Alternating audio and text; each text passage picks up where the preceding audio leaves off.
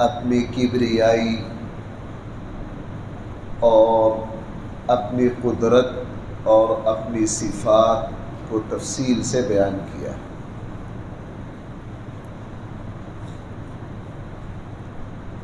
یہ جو پورا رکوع ہے اس میں قرآن کریم نے دلائل کا انداز ایسا اپنایا ہے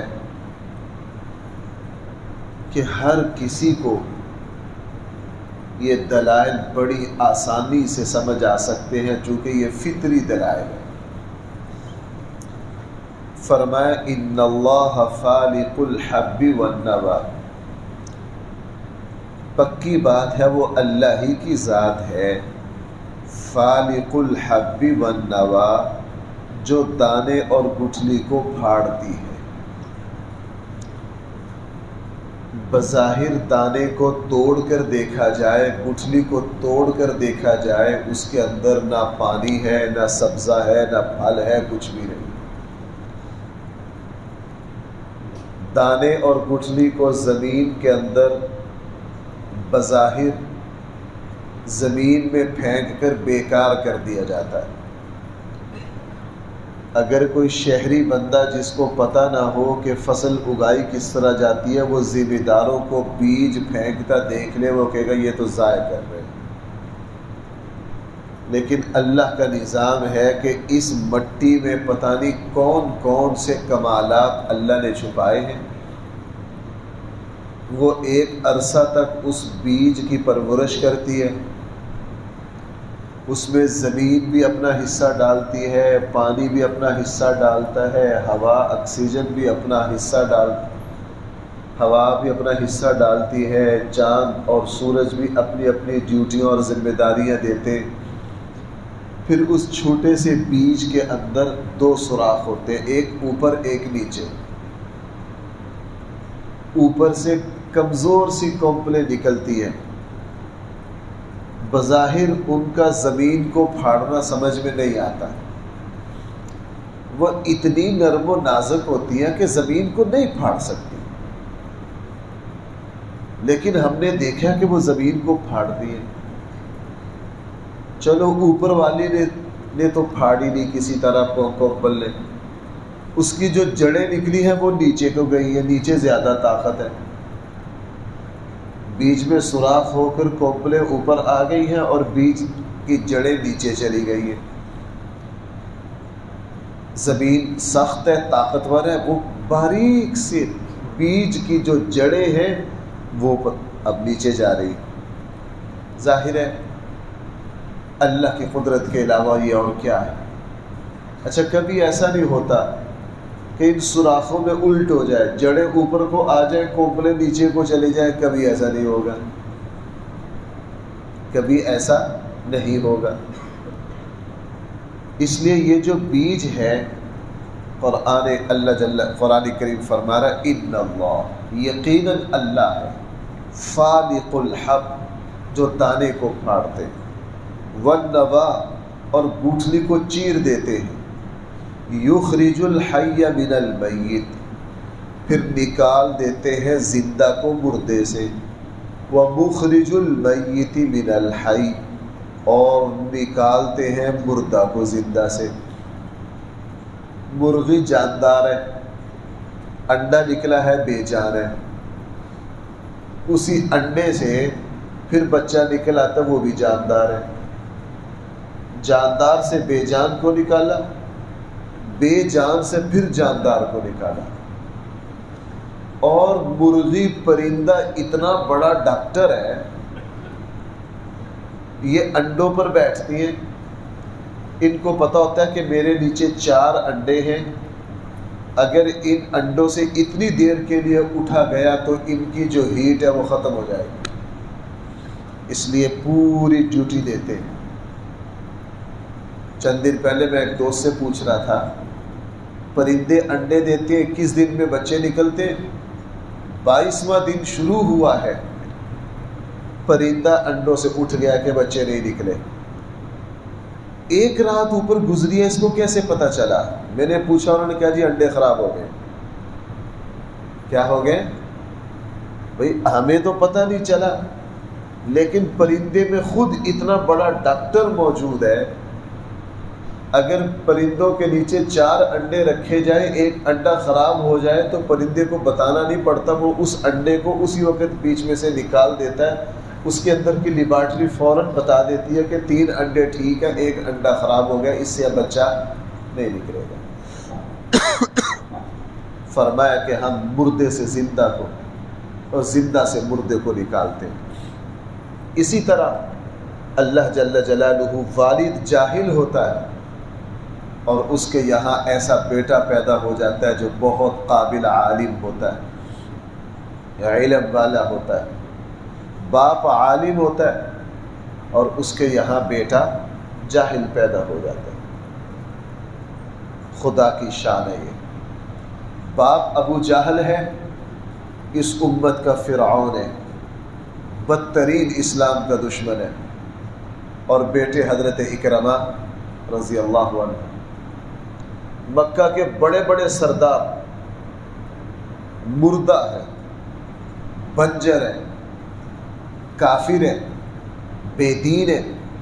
اللہ جل جلالہ ان کی اولادوں میں سے بڑے بڑے قابل ترین صحابی اللہ نے پیدا کر دیے۔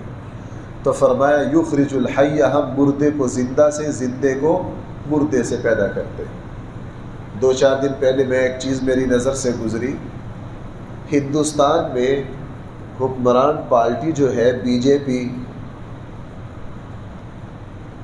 اور جس کی ترجمان نے نبی کریم صلی اللہ علیہ وسلم اور حضرت عائشہ کی توہین کی، جس کا احتجاج پوری دنیا میں مسلمان کر رہے ہیں، اب یہ ہندوؤں کی انتہائی متعصب جماعت ہے۔ جنوبی ہندوستان اس کا مرکز ہے، اور جنوبی ہندوستان کا جو ہندو ہے یہ 400-500 سال سے ایڑی چوٹی کا زور لگا رہا ہے کہ پورے ہندوستان پر ہندو تہذیب غالب آئے۔ بی جے پی ان جنوبی ہندوؤں کی ترجمان ہے، مسلمانوں کے دشمن ہیں، اور پچھلے 400-500 سالوں میں جتنے ہندو مسلم فسادات ہوئے ان میں ان کا بہت بڑا حصہ رہا۔ اب اللہ تعالیٰ مردے سے زندہ کو، زندے سے مردہ کو پیدا کرتے ہیں۔ راجستھان کے ایک وزیر ہوئے ہیں، کٹڑ ہندو، اسلام دشمن، اس کے بیٹے ہیں، وہ بھی وزارت پر رہے ہیں اور بڑے متشدد اور کٹڑ ہندو ہیں، باپ بھی بیٹا بھی۔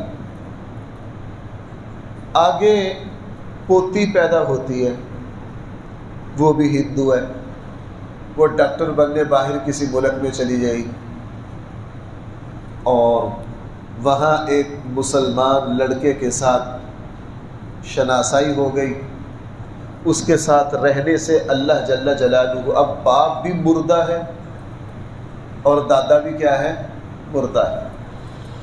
اب یہ جو ان کی بچی ہے وہاں جا کے مسلمان ہو گئی، ڈاکٹر بنی، سادہ مسلمان نہیں بنی، اس وقت وہ درد سر بنی ہوئی ہے ہندوؤں کے لیے، چونکہ وہ اسلام کی بہت بڑی داعیہ ہے، اسلام کی بہت بڑی، اور بی جے پی اس سے اتنی تنگ ہے کہ اس وقت تک 272 ڈاکٹر تو وہ مسلمان کر چکی ہے۔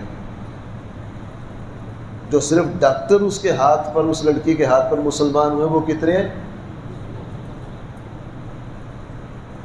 ابھی تک وہ بڑے پڑھے لکھے، تقریباً 400-450 پڑھے لکھے نوجوان ہندوؤں کو مسلمان بنا چکی ہے۔ ہندوستان میں اس کی اس بہت بڑی اسلام کی اکیڈمی ہے، پورا دعوتی نظام ہے۔ اس وقت بھی اس کا باپ بی جے پی کے بہت بڑے عہدے پر ہے، کٹڑ ہندو ہے، اور بیٹی پورے ہندوستان میں اسلام کی تحریک چلا رہی ہے۔ یہ ہے یخرج الحی من المیت، یہ اللہ کی شان ہے۔ اس نے فرمایا یخرج الحی، ہم زندہ نکالتے ہیں زندہ کو، من المیت، مردہ سے، ومخرج المیت، اور ہم نکال دیتے ہیں مردہ کو زندہ سے۔ ذالکم اللہ، لوگوں بھلا یہ کون کرتا ہے؟ فَأَنَّا تُؤْفَكُونَ، تم کہاں ٹکرے مارتے ہو، کدھر جا رہے ہو، یہ اللہ کے سوا کوئی بھی نہیں۔ فالق الاصباح، صبح کو وہی پھاڑتا ہے۔ رات کا اندھیرا اتنی قوت کے ساتھ اپنے پنجے گاڑتا ہے، بظاہر یوں لگتا ہے کہ اب صبح کا نام و نشان ہے، لیکن آپ نے دیکھا کہ جیسے ہی صبح کا وقت قریب ہوتا ہے، مشرق سے اور پودے کی طرح سفیدی اٹھنا شروع ہوتی ہے اور پوری دنیا پر صبح چھا جاتی ہے۔ اور میں نے بڑی مرتبہ عرض کیا جی، یہ جو صبح ہے یہ اللہ کی نشانیوں میں سے ایک بہت بڑی نشانی ہے، اللہ کی نشانیوں میں سے ایک بہت بڑی۔ آپ محسوس کرتے ہیں صبح کے وقت یوں لگتا ہے جیسے سارے پرندوں میں، پودوں میں، سبزے میں، انسانوں میں، ہر چیز میں جس طرح نئی روح پھونکی گئی ہے، سب کو دوبارہ زندہ، ہر چیز تازہ بتازہ صبح کو۔ پانی کی بھی اپنی روانی ہوتی ہے صبح کو، یوں اس لیے ویسے نہیں فرمایا قل اعوذ برب الفلق من شر ما خلق۔ قرآن کریم صبح کا ذکر، اس لیے ہمارے آقا صلی اللہ علیہ وسلم صبح کو جو دعائیں پڑھتے اس میں اللہ کی خوب تعریف کرتے، چونکہ صبح جو ہے یہ اللہ کی نشانیوں میں سے ایک نشانی ہے، اللہ کی نشانیوں میں سے ایک نشانی ہے۔ اسی لیے سورہ قصص میں فرمایا قل ارأيتم ان جعل الله عليكم الليل سرمدا الى يوم القيامة من اله غیر اللہ یأتیکم بضیاء۔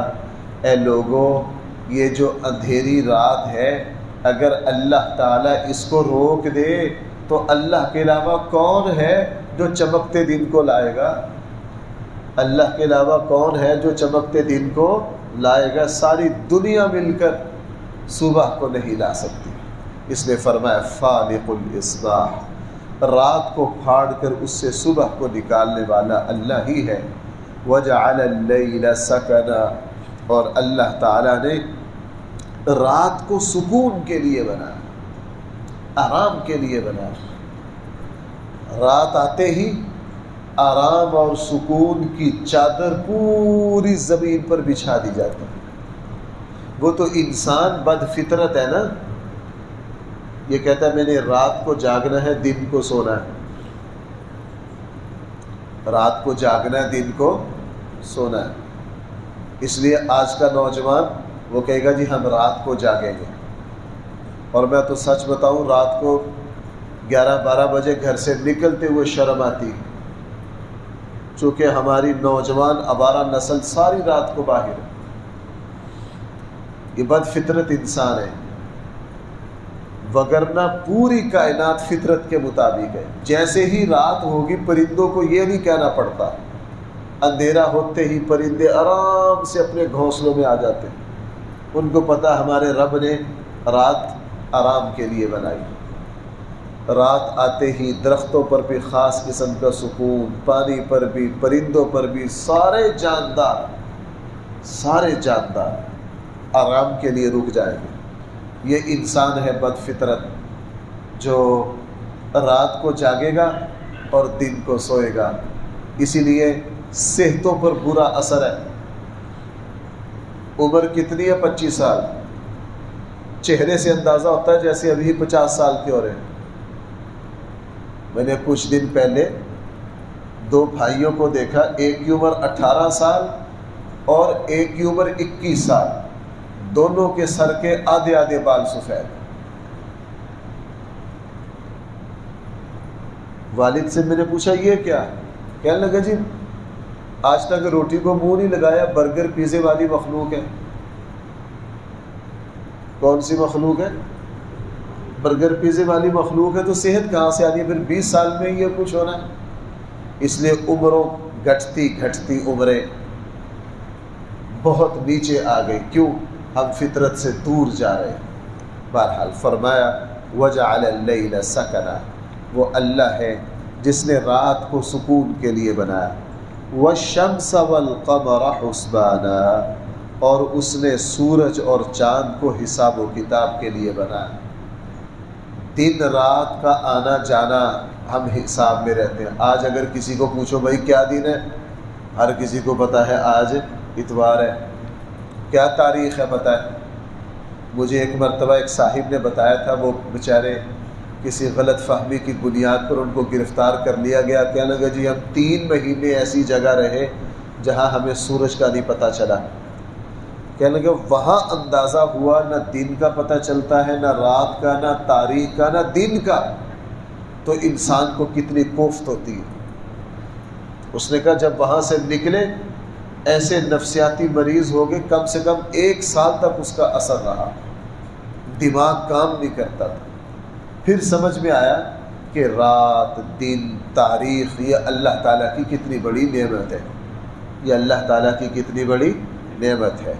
اور فرمایا ہم نے سورج کو اور چاند کو حساب و کتاب کے لیے بنایا. یہ تو چھوٹا سا مقصد ہے، وگرنہ قرآن نے بیان کیا ہم اس سورج کے ذریعے، چاند کے، اللہ تعالیٰ نے ان میں ہزاروں برکتیں رکھی ہیں. سورج نہ نکلے، جانداروں کے جوڑ کام نہ کریں. سورج میں کی روشنی میں وہ طاقت ہے جو ہمارے اعصاب کو قوت دیتی، ہمارے جوڑوں کو مضبوط رکھتی ہے، جانداروں کو، اعصاب کو قوت دیتی ہے. اور چاند میں اللہ نے وہ برکت رکھی ہے کہ پھلوں کی مٹھاس. سورج کی ڈیوٹی ہے پھلوں پہ رنگ ڈالنا.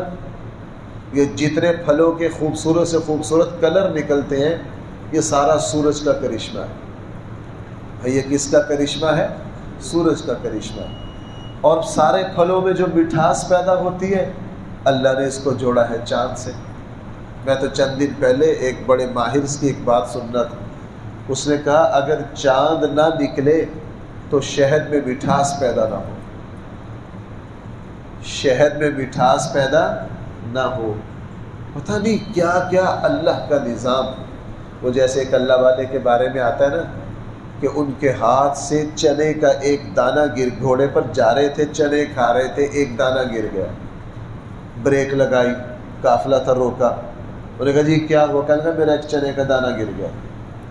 وہ سارے ہنسے. اس نے کہا یہ بھی کوئی بات ہے، یہاں تو ہم کھانے کے ڈھیر ضائع کر دیتے، چنے کا دانہ گر گیا. کہا نہیں بھائی ٹھہرو. سارا قافلہ روکا، نیچے اترے، اس کو چنے کے دانے کو اٹھایا، دھویا، اس کو کھایا. ساتھیوں نے مذاق کیا تو یار یہ کیا بات ہوئی، سب کو روک دیا ایک دانے.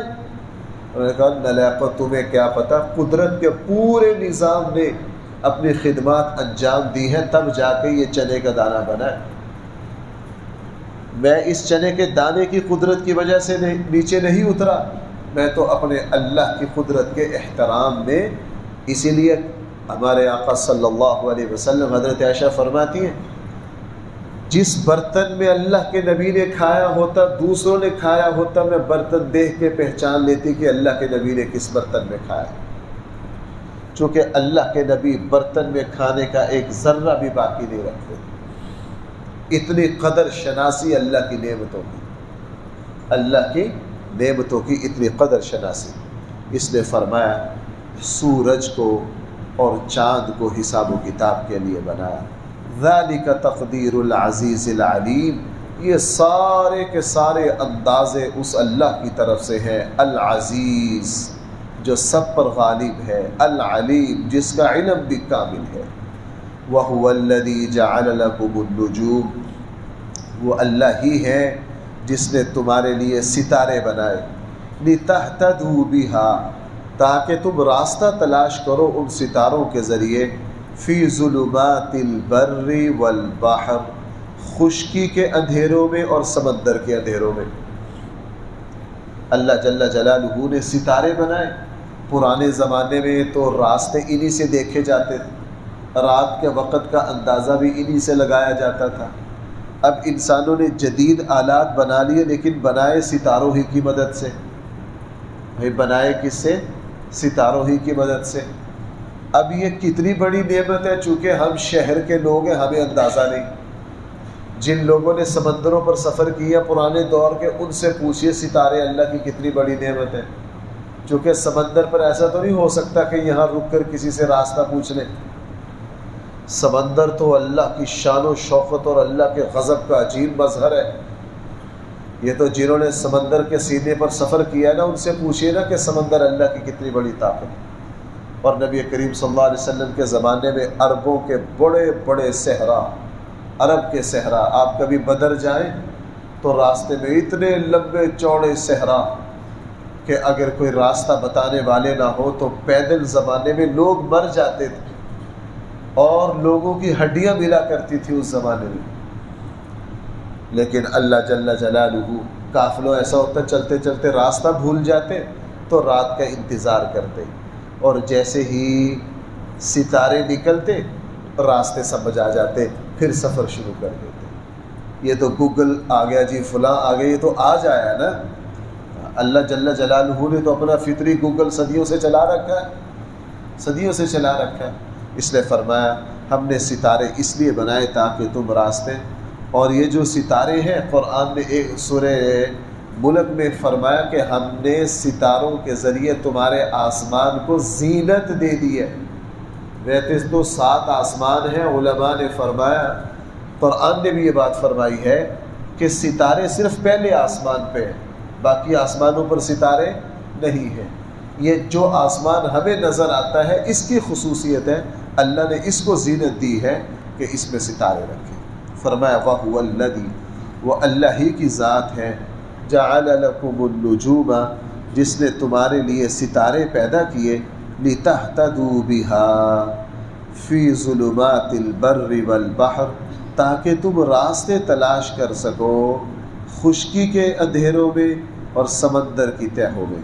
قَدْ فَصَّلْنَا الْآيَاتِ، ہم اپنی آیات کو کھول کھول کر بیان کر رہے ہیں، لِقَوْمٍ يَعْلَمُونَ، تاکہ لوگ اچھی طرح جان لیں۔ آپ یہاں دیکھیں گے ہر آیت کے آخر میں قرآن کریم خطاب کرتا، فَصَّلْنَا الْآيَاتِ لِقَوْمٍ يَعْلَمُونَ، لوگوں یہ حقیقتیں ہم تمہارے سامنے اس لیے بیان کر رہے ہیں تاکہ تم ان حقیقتوں پر غور کر کے اللہ کو پہچانو۔ بھائی وہ بھی کوئی انسان ہے، ساری زندگی پانی پیتا ہو، کبھی بھی پانی کے پیدا کرنے والے کی طرف توجہ نہ گئی ہو۔ وہ بھی کوئی انسان ہے، ساری زندگی کھانا کھاتا ہو اور کبھی بھی اس ذات کی طرف توجہ نہ گئی ہو جس نے ہمارے لیے اعلیٰ سے اعلیٰ کھانا پیدا کیا۔ اسی لیے تو ہمارے آقا صلی اللہ علیہ وسلم نے ہر موقع پر دعا، اللہ کے نبی کی جتنی دعائیں ہیں ان میں حد سے زیادہ خوب اللہ کی تعریف ہے۔ بھائی خوب کیا ہے؟ اللہ کی تعریف ہے، چونکہ یہ سارے انعامات اللہ کے۔ ہم جب مسجد میں داخل ہوتے ہیں اس وقت بھی اپنے اللہم افتح لی ابواب رحمتک، اے اللہ اپنی رحمت کے دروازے میرے لیے کھول دے۔ کیوں؟ اے اللہ اس مسجد کے دروازے پر آنا ہر کسی کے بس کا بات، کسی بس کی بات نہیں ہے۔ فجر کا وقت ہے، سارے اے سی چلا کے سوئے پڑے، اے اللہ آپ کی شان، آپ نے مجھے اٹھا کر کہاں سے کہاں مسجد میں میرے لیے اپنے رحمت کے دروازے کھولے۔ مومن کو پتہ ہے کہ صبح اٹھ کر مسجد میں آنا اللہ تعالیٰ کی طرف سے کتنی بڑی عزت افزائی ہے، کتنی بڑی عزت ہے۔ وہ میں نے بہت پرانا لطیفہ ہے، بڑے پرانے سے پرانے اکابر نے اپنی کتابوں میں لکھا ہے۔ وہ ایک غلام تھے نا، اپنے آقا کے ساتھ جا رہے تھے، نماز کا وقت ہو گیا، فکر میں رہتے تھے۔ غلام نماز پڑھتا تھا، آقا نماز نہیں پڑھتے، اس فکر میں رہتے تھے کہ اس دن آقا کو نصیحت کروں۔ تو جب نماز کا وقت آیا کہنے لگے جی مجھے نماز پڑھنے کی اجازت دے دیجیے۔ اس نے کہا ٹھیک ہے میں ادھر کھڑا ہوتا ہوں، جا پڑھا ہو جائے۔ اب آقا مسجد سے باہر ہے اور غلام مسجد میں گئے، نماز پڑھے، نماز کافی لمبی کر دی۔ اب یہ بیچارے اس کا آقا باہر کھڑا، ابھی آئیں ابھی آئیں، نہیں دیکھا ساری مسجد خالی ہو گئی۔ کہا یہ کس کو کیا ہو گیا؟ جھانک کر دیکھا تو اکیلا ہی بیٹھا ہے اندر نماز پڑھ رہا۔ کہا بندہ خدا بس بھی کرو، اب آ جاؤ باہر۔ سارے چلے گئے، مسجد خالی ہو گئی۔ تو غلام نے کہا جی یہ مجھے آنے نہیں دیتے، یہ مجھے آنے، اس نے کہا مسجد خالی پڑی ہے، تجھے کون نہیں آنے دیتا؟ انہوں نے کہا جی جو آپ کو مسجد کے اندر نہیں آنے دیتا وہ مجھے مسجد سے باہر نہیں جانے دیتا، جو آپ کو اندر نہیں آنے دیتا وہ مجھے مسجد سے۔ غلام اب اس سے کیا سمجھ میں آیا بھائیو یہ جو ہم صبح صبح اٹھ کر اللہ کی بارگاہ میں کھڑے ہو جاتے ہیں، میں سچ بات آپ سے عرض کروں، یہ اللہ کا انتخاب ہے، یہ اللہ کا ہم پر کرم اور عنایت ہے۔ یہ توفیق اللہ ہر کسی کو نہیں دیتا، اس نے فرمایا قد فصلنا الآیات، ہم اپنی آیات کو کھول کھول کر بیان کرتے ہیں، لقوم یعلمون، تاکہ لوگ اچھی طرح جان لیں۔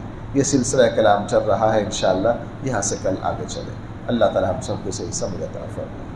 الحمدللہ رب العالمین والصلاة والسلام علی سید الانبیاء والمرسلین وعلى آلہ واصحابہ اجمعین۔ ربنا آتنا فی الدنیا حسنہ وفی الآخرۃ